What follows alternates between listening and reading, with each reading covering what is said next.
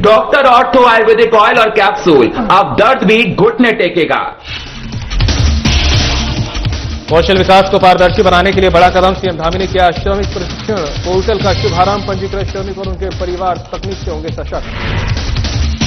शोभा यात्रा के दौरान पथराव और फायरिंग का मामला, आपसी रंजिश के चलते आपस में भिड़े दो गुट, फायरिंग में 2 लोगों की हुई मौत। कॉर्बेट नेशनल पार्क में सुप्रीम कोर्ट ने लगाई मोबाइल रखने पर पाबंदी। पार्क के गेट पर लॉकर बनाने की तैयारी हुई पूरी। पर्यटकों के लिए कॉर्बेट वेबसाइट पर जानकारी उपलब्ध। शारदीय कांवड़ मेला की तैयारी के एक्शन मोड में दिखे हरिद्वार पुलिस एसएसपी के निर्देश पर चला अतिक्रमण अभियान।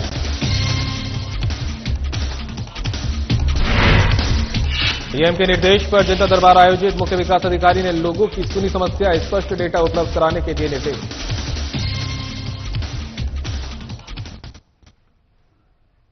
नमस्कार, उत्तराखंड की खबरें लेकर मैं हूं आपके साथ संदीप निरंजन। सरकार खबरों का रुख कर लेते हैं। सीएम धामी ने किया श्रमिक प्रशिक्षण पोर्टल का शुभारंभ। पंजीकृत श्रमिक और उनके परिवार तकनीक से होंगे सशक्त। कौशल विकास को पारदर्शी बनाने के लिए महत्वपूर्ण पहल, पोर्टल में श्रमिक प्रशिक्षण कार्यक्रमों को किया पूर्णतः। सीएम धामी ने अधिकारियों को दिए निर्देश, श्रमिकों के सर्वांगीण विकास के लिए प्रभावी कार्यवाही करें। कहना सीएम का, उद्यमियों से आवश्यकताओं के संबंध में ले फीडबैक, प्रशिक्षण को रोजगार से बेहतर रूप से जोड़े, ये भी कहना है सीएम का। प्लम्बर, कॉर्पोरेट आदि व्यवसायों में प्रशिक्षण पर विशेष ध्यान दें। स्थानीय श्रमिकों से हो स्थानीय आवश्यकताओं की पूर्ति। क्षेत्रीय जनसांख्यिकी संतुलन बनाए रखने में मिलेगी सहायता। फॉरवर्ड लीकेज को करे सुदृढ़। सीएम ने श्रम विभाग की ओर से संचालित डीबीटी योजनाओं का सराहना की। बोर्ड की आय बढ़ाने के लिए लगातार करे प्रयास, कहना है सीएम धामी का।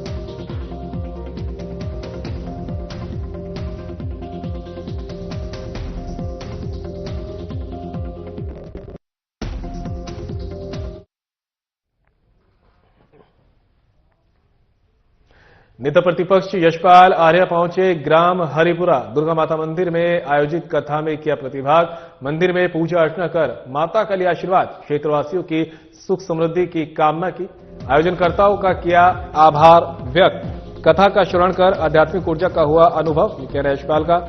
धार्मिक आयोजन समाज को जोड़ने का सशक्त माध्यम। सनातन संस्कृति हमारी पहचान।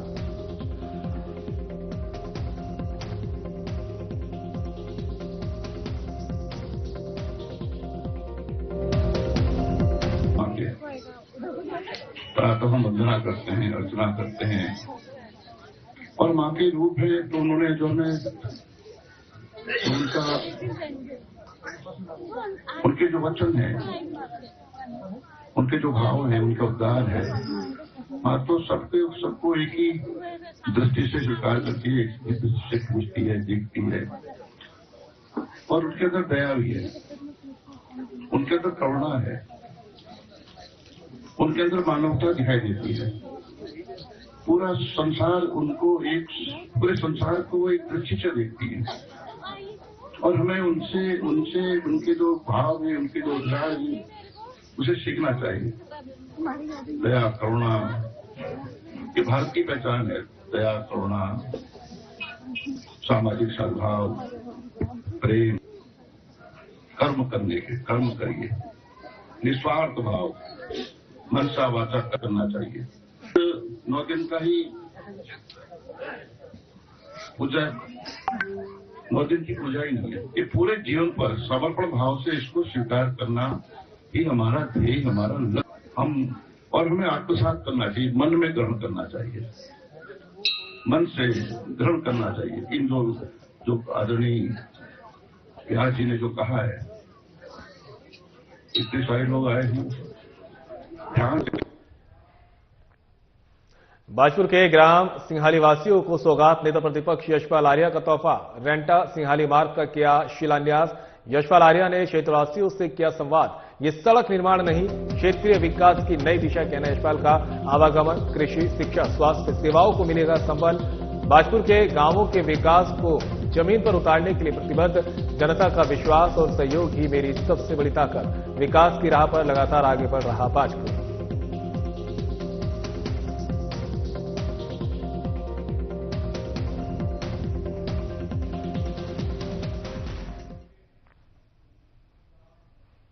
पर्यटक रामनगर कार्बेट जंगल सफारी के दौरान वन्य जीव और प्राकृतिक सौंदर्य की तस्वीरें अपने मोबाइल में कैद किया करते थे। उन्हें आने वाले समय में ये मौका नहीं मिल पाएगा। दरअसल कार्बेट नेशनल पार्क ने सुप्रीम कोर्ट के मोबाइल प्रतिबंध करने के आदेश का पालन करते हुए पार्क के गेट और जिप्सी में ही लॉकर बनाने की तैयारी कर ली है। मामले में कॉर्बेट वेबसाइट के जरिए भी पर्यटकों को पूरी जानकारी उपलब्ध करवाई गई है।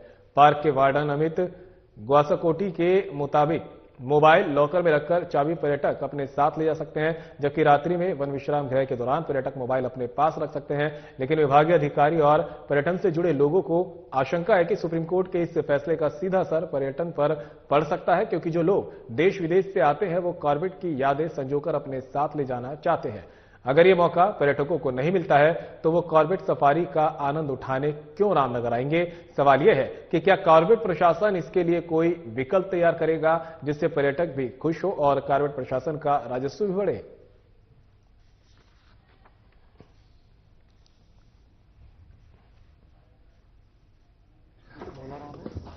तो माननीय उच्चतम न्यायालय है, इनके द्वारा निर्देशित किया गया है कि जो कोर क्रिटिकल हैबिटेट हैं वहां पर मोबाइल का प्रयोग पूरी तरह से प्रतिबंधित रहेगा।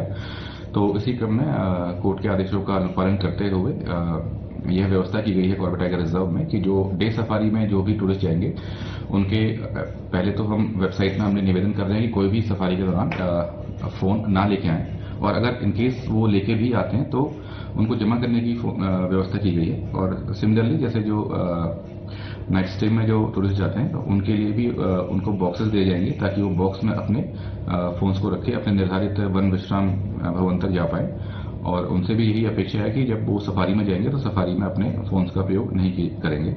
और इसके लिए जो ड्राइवर्स हैं, संबंधित जो नेचर गाइड्स हैं, उनको भी अलग से बताया गया है कि आप लोग भी जो टूरिस्ट आते हैं इनको मोबाइल्स का प्रयोग ना करें।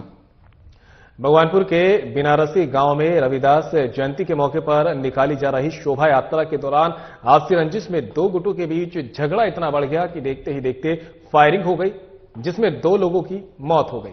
वीडियो सोशल मीडिया पर तेजी से वायरल हो रहा है। वायरल वीडियो में साफ देखा जा सकता है कि किस तरह गांव की गोलियों में अफरा तफरी मची हुई है।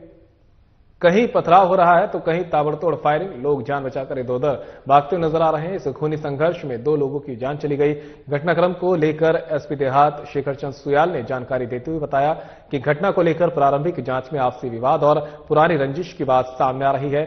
मामले में संलिप्त संदिग्धों के खिलाफ सख्त कार्रवाई की गई है, हिरासत में लिया गया है और उनसे पूछताछ की जा रही है। उन्होंने कहा कि गांव में कानून व्यवस्था बनाए रखने के लिए पर्याप्त पुलिस बल को तैनात किया गया है। स्थिति पूरी तरह नियंत्रण में है, किसी भी दोषी को बख्शा नहीं जाएगा। शांति बनाए रखने और अफवाहों पर ध्यान न देने की अपील की गई है।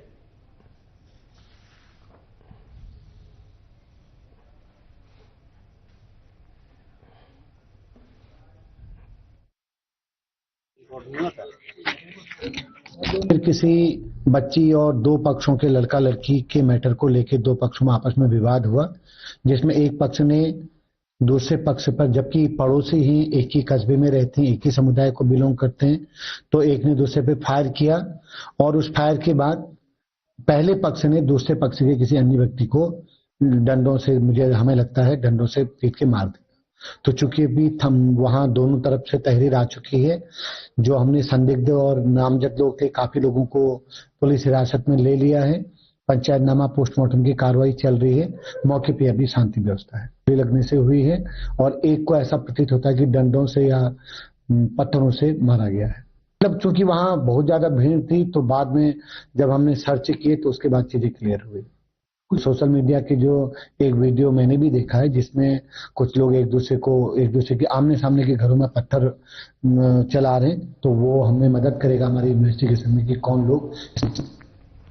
डीएम नीतिका खंडेलवाल के निर्देश पर जिला सभागार नई टिहरी में मुख्य विकास अधिकारी वरुणा अग्रवाल ने जनता दरबार कार्यक्रम के तहत लोगों की समस्याओं को सुना। कार्यक्रम में विभिन्न विभागों के 33 आवेदन पत्र दर्ज किए गए। इस मौके पर सीडीओ ने सीएम हेल्पलाइन और जनसंपर्क पोर्टल पर लंबित शिकायतों की विभागावार समीक्षा करते हुए शिकायतों का सीमांतर्गत निस्तारण करने और मांगों से संबंधित प्रकरणों की प्राथमिकता निर्धारित करते हुए सूची तैयार करने के निर्देश दिए। शिक्षा विभाग को सभी स्कूलों में पेयजल कनेक्शन को लेकर स्पष्ट डेटा उपलब्ध कराने के निर्देश दिए गए, जिससे कि सभी विद्यालयों को पेयजल से 100% संतृप्त किया जा सके। साथ ही भूमिहीन भवन और शौचालय विहीन विद्यालयों की सूची उपलब्ध कराने को कहा। लोक निर्माण विभाग को मुआवजे से संबंधित प्रकरणों को लेकर बैठक आहूत कर निस्तारित करने के निर्देश दिए। मुख्य विकास अधिकारी ने कहा कि 7 फरवरी तक डीएम की अध्यक्षता में विभिन्न विभागीय योजनाओं की कार्य प्रगति को लेकर रोस्टरवार, विभागवार समीक्षा बैठक होगी।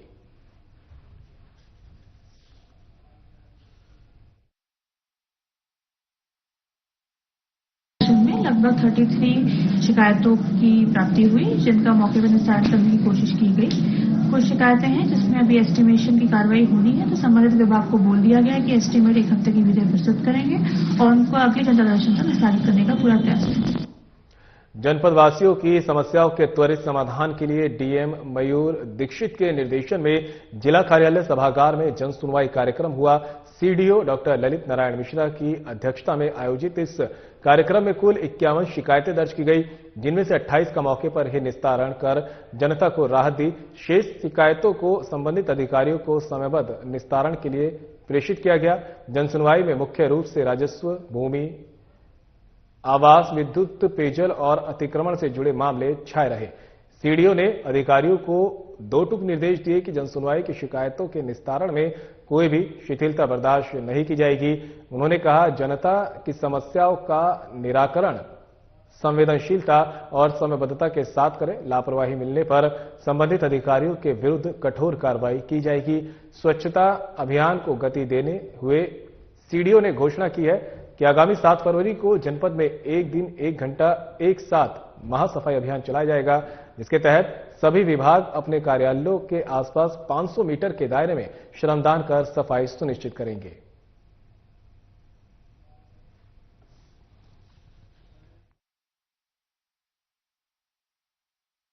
आज 51 शिकायतें जन सफाई में प्राप्त हुई हैं, जिसमें से 28 शिकायतों का मौके पर निस्तारण किया गया है। शेष शिकायतों को संबंधित विभागों को परीक्षण करने या आवश्यक कार्रवाई करने के लिए संदर्भित किया। पोर्टल की समीक्षा हुई, उसमें ये देखा गया है कि 36 डेज से ज्यादा शिकायतें जिसकी पेंडिंग है, कुछ जगह पे 180 डेज से भी ज्यादा शिकायतें पेंडिंग है, तो उनको चेतावनी दी गई है और उनको शिकायतों को समय से निस्तारण करने के लिए निर्देश दिया गया। 7 तारीख को चलेगा, जिसमें पूरे जिले से समस्त विभाग, जन समुदाय, एनजीओ, समस्त तरह के संगठन, राजनीतिक दल, संत समाज, ये सारे लोग हमारी सफाई अभियान में हमें सहयोग देंगे और एक महाअभियान हमारा 7 तारीख को, 7 फरवरी को पूरे जिले में चलेगा, जिसमें उम्मीद है कि लाखों लोग पार्टिसिपेट करेंगे।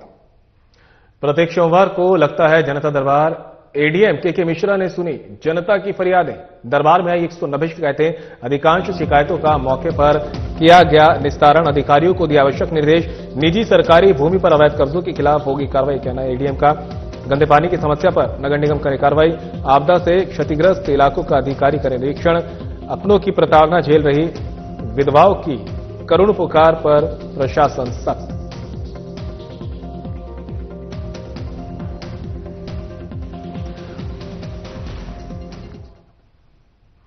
आगामी शारदीय कांवड़ मेला 2026 को सुरक्षित, सुव्यवस्थित और निर्बाध रूप से संपन्न कराने के लिए हरिद्वार पुलिस पूरी तरह एक्शन मोड में आ गई है। एसएसपी प्रविंद्र डोभाल के दिशा निर्देशों पर आज कोतवाली नगर पुलिस ने क्षेत्र के प्रमुख घाटों और मार्गों पर सघन अतिक्रमण विरोधी अभियान चलाया।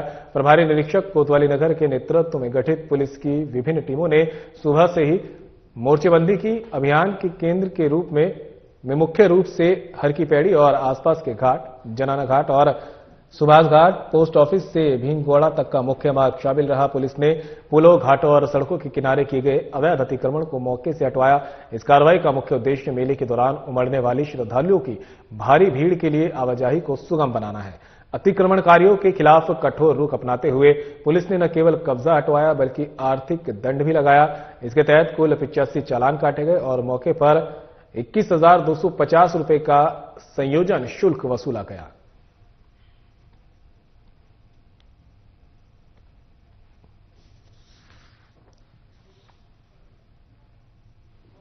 नो पार्किंग क्षेत्र में अवैध रूप से खड़े 15 वाहनों के खिलाफ भी चालानी कार्रवाई की गई। स्थानीय नागरिकों और व्यापारियों ने हरिद्वार पुलिस की इस त्वरित कार्रवाई की सराहना की है। पुलिस प्रशासन का कहना है कि कानून व्यवस्था और यातायात को सुदृढ़ रखने के लिए ये अभियान आने वाले दिनों में भी निरंतर जारी रहेगा।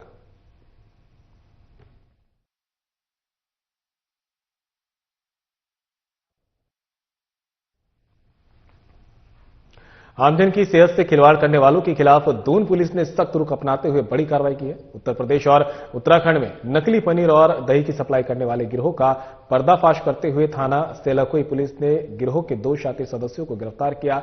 पुलिस ने उनके कब्जे से 2 लग्जरी कारों में रखे 250 किलोग्राम नकली पनीर और 50 किलोग्राम नकली दही बरामद किया है।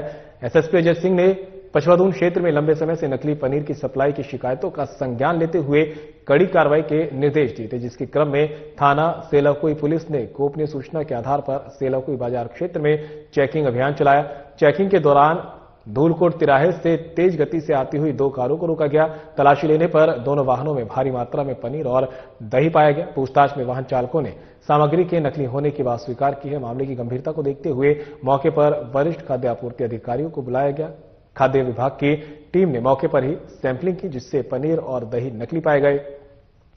इसके बाद पुलिस और खाद्य विभाग की संयुक्त टीम ने कार्रवाई करते हुए नकली पनीर और दही को नष्ट किया। इस संबंध में थाना सेलाकुई में अभियुक्तों के खिलाफ संबंधित धाराओं में अभियोग पंजीकृत कर दोनों आरोपियों वसीम और प्रदीप को गिरफ्तार किया गया है। दोनों वाहनों को सीज कर दिया गया है। पूछताछ के दौरान आरोपियों ने बताया कि वे नकली पनीर बाबर निवासी लक्सर और दिनेश लूथरा निवासी नेहरू कॉलोनी से खरीद कर लाए थे, जिसे एक शादी की बुकिंग में सप्लाई किया जाना था। इससे पहले ही पुलिस ने चेकिंग के दौरान उन्हें पकड़ लिया।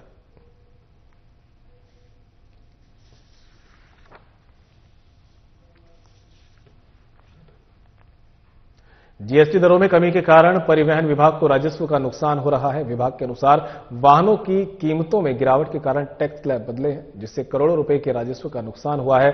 संभागीय परिवहन अधिकारी प्रशासन संदीप सैनी ने बताया कि जीएसटी स्लैब में कमी का सीधा असर वाहन पंजीकरण से मिलने वाले टैक्स पर पड़ा है। करीब 2.5 महीने की अवधि में लगभग 7 करोड़ रुपए के टैक्स का नुकसान हुआ है, जो विभाग के कुल टैक्स टारगेट का करीब 2.5% है। राजस्व में आई इस कमी की भरपाई के लिए परिवहन विभाग द्वारा बकाया वसूली पर सख्त कार्रवाई की जा रही है। इसके तहत हर महीने औसतन करीब 6.5 करोड़ रुपए की वसूली की जा रही है। साथ ही आरसी और नोटिस भी जारी किया जा रहा है। विभाग का लक्ष्य है कि वह राजस्व की कमी को पूरा करने के लिए बकाया वसूली पर और अधिक जोर दे। इसके लिए विभाग द्वारा नियमित रूप से कार्रवाई की जा रही है।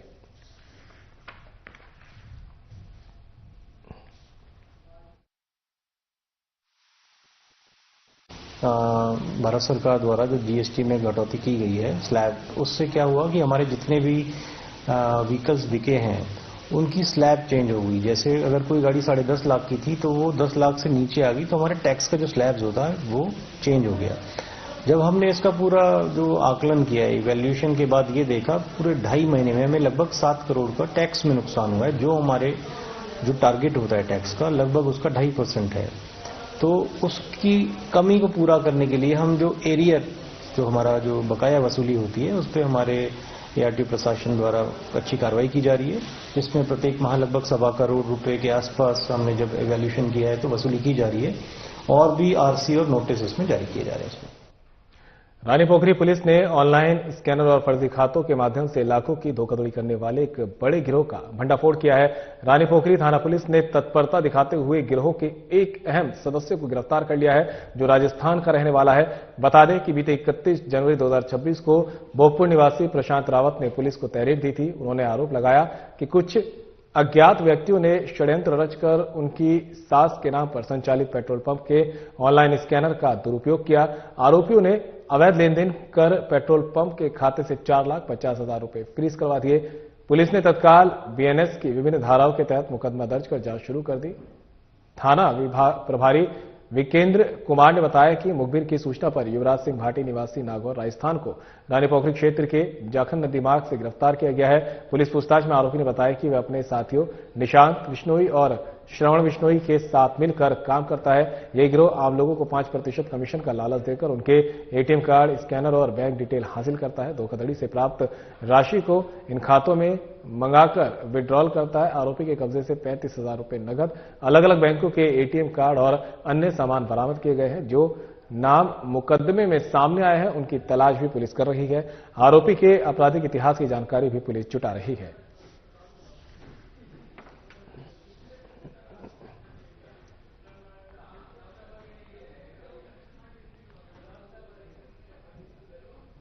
हरिद्वार पुलिस ने आपातकालीन सेवा डायल 112 का दुरुपयोग करने और नशे की हालत में शांति व्यवस्था भंग करने वाले एक आरोपी के खिलाफ कड़ी कार्रवाई की है। बता दें कि रविदास जयंती शोभा यात्रा के दौरान खानपुर पुलिस को डायल 112 के माध्यम से सूचना मिली कि कुछ लोग हथियारों के साथ शोभा यात्रा को रोकने का प्रयास कर रहे हैं। मामला संवेदनशील होने के कारण पुलिस बल तत्काल मौके पर पहुंचा, लेकिन जांच में सूचना पूरी तरह असत्य और निराधार पाई गई। सूचना देने वाले व्यक्ति की पहचान अजय निवासी ग्राम महेशरा के रूप में हुई। व्यक्ति अत्यधिक शराब के नशे में था। वह न केवल पुलिस को गुमराह कर रहा था, बल्कि सार्वजनिक स्थान पर हंगामा कर उत्पात मचा रहा था। पुलिस टीम ने जब उसे समझाने का प्रयास किया तो वह शांत होने की बजाय पुलिसकर्मियों से ही उलझ गया और मरने मारने पर उतारू हो गया। स्थिति को बिगड़ता देख पुलिस ने त्वरित कार्रवाई करते हुए आरोपी को गिरफ्तार कर लिया। पुलिस ने बताया कि आपातकालीन सेवाओं का दुरुपयोग करना कानूनी अपराध है। झूठी सूचना देने से न केवल पुलिस का समय बर्बाद होता है, बल्कि वास्तविक जरूरतमंदों तक मदद पहुंचने में देरी हो सकती है।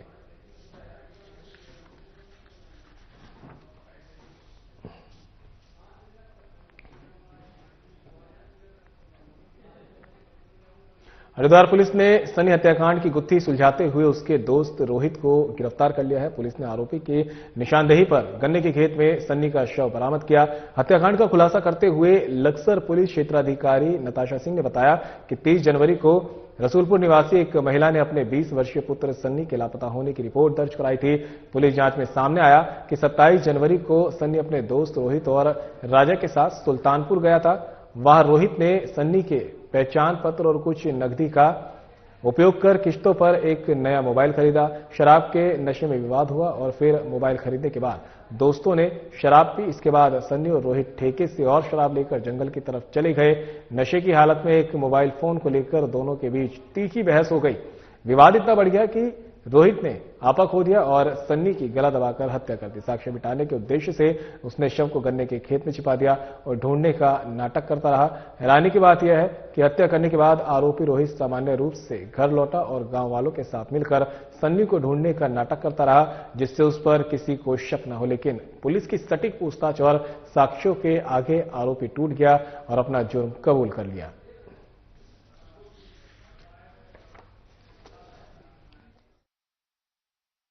ग्राम कंकर खाता में गुमशुदगी दर्ज हुई थी, जिसमें सन्नी नाम का व्यक्ति 27 तारीख से गुमशुदा चल रहा था।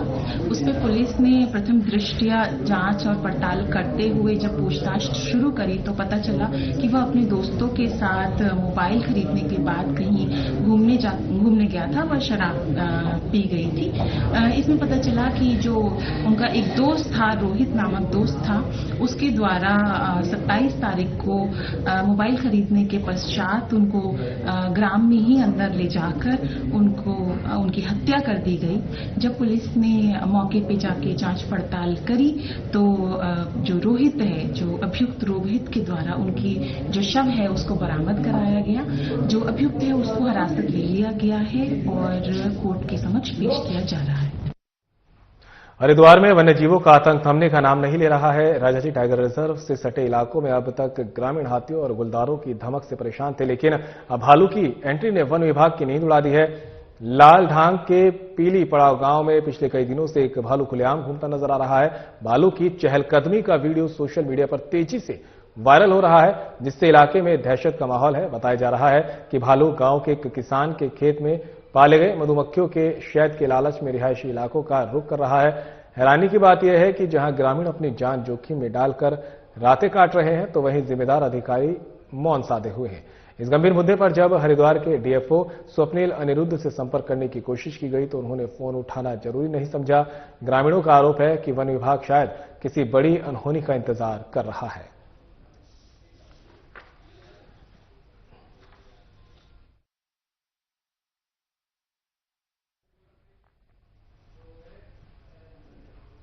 उत्तराखंड में मौसम ने एक बार फिर करवट ले ली है। पर्वतीय क्षेत्रों में बर्फबारी और निचले इलाकों में बारिश के चलते प्रदेश में ठंड बढ़ गई है। प्रदेश के अधिकांश इलाकों में बादलों का डेरा बना रहा। रुक रुक कर बौछारें पड़ती रही। इस बदलाव से जहां ठंड में इजाफा हुआ, वहीं पहाड़ों का नजारा भी और खूबसूरत हो गया। चारधाम क्षेत्रों समेत प्रदेश की ऊंची चोटियों पर 2 से 3 दौर में हल्का से मध्यम हिमपात हुआ। सीजन की तीसरी बर्फबारी से पर्यटन स्थलों की सुंदरता बढ़ी, लेकिन इसके साथ ही यातायात बाधित होने, ग्रामीण इलाकों में बिजली, पानी और संचार सेवाएं प्रभावित होने जैसी समस्याएं भी सामने आई। चक्राता समेत अन्य हिल स्टेशनों में बर्फबारी के बाद पर्यटकों में खासा उत्साह देखने को मिला। सैलानियों ने ताजा गिरी बर्फ का जमकर आनंद लिया। वहीं स्थानीय प्रशासन ऊंचाई वाले क्षेत्रों में सड़कों से बर्फ हटाने के कार्य में जुटा हुआ है। मौसम विज्ञान केंद्र के अनुसार 2 फरवरी को 5 जिलों में बारिश और बर्फबारी की संभावना है। उत्तरकाशी, रुद्रप्रयाग, चमौली, बागेश्वर और पिथौरागढ़ जिलों में कुछ स्थानों पर हल्की से मध्यम बारिश और ऊंचाई वाले इलाकों में बर्फबारी की संभावना है। इन जिलों में गर्जन और आकाशीय बिजली को देखते हुए येलो अलर्ट जारी किया गया है। मौसम विभाग के अनुसार मंगलवार को प्रदेश में नया पश्चिमी विक्षोभ सक्रिय हो सकता है। इससे अगले कुछ दिनों तक पर्वतीय क्षेत्रों में हल्की वर्षा और बर्फबारी का सिलसिला जारी रह सकता है। देहरादून और नैनीताल के ऊंचाई वाले इलाकों में कहीं कहीं बहुत हल्की वर्षा या बर्फबारी संभव है, जबकि शेष जिलों में मौसम शुष्क रहने के आसार हैं।